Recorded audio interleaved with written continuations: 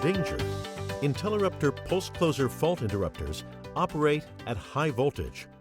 Failure to observe these precautions will result in serious personal injury or death. Some of these precautions may differ from your company's operating procedures and rules. Where a discrepancy exists, follow your company's operating procedures and rules.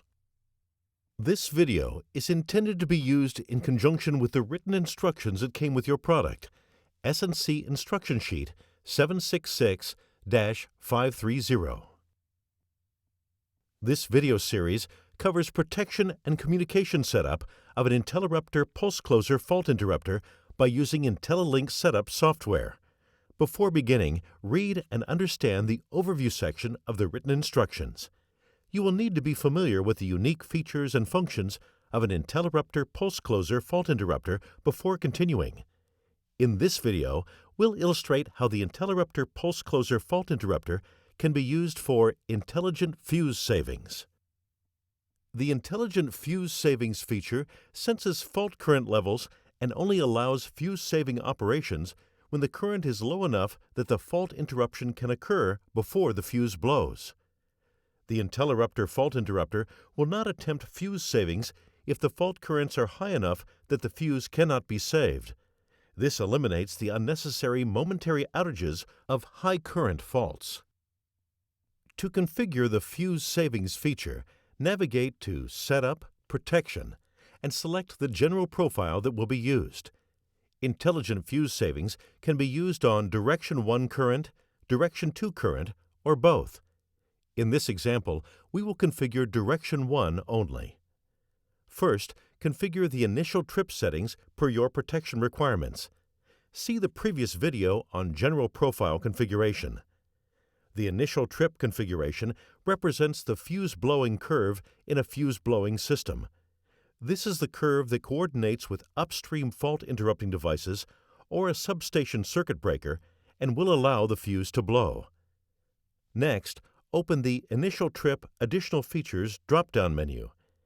In the Intelligent Fuse Savings section, select the Phase and/or Ground checkboxes. Now click in the Inverse Segment box and select the best curve for your application. The Intelligent Fuse Savings curves are kept in the IFS TCC Curve XDT files folder.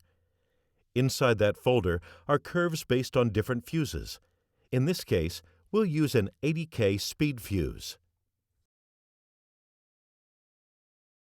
When the fault currents are low enough that the fuse can be saved, the IntelliRupter fault interrupter will operate on the 80K Intelligent Fuse Saving segment.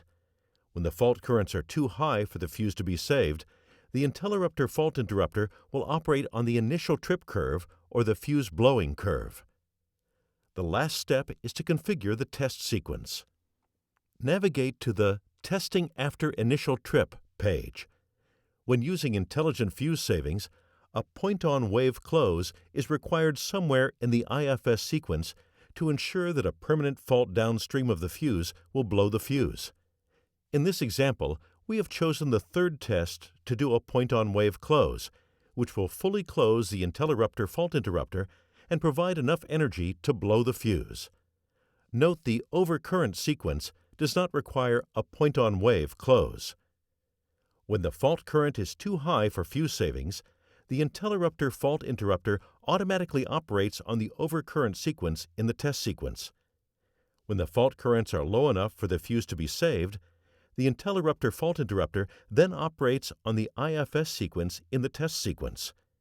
This ensures that pulse closing technology can be used for every step of the test in the overcurrent sequence if the fault currents are sufficiently high to blow the fuse before the IntelliRupter fault interrupter can operate.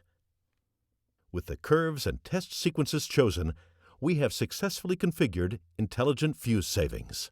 For more information, see our website at snc.com.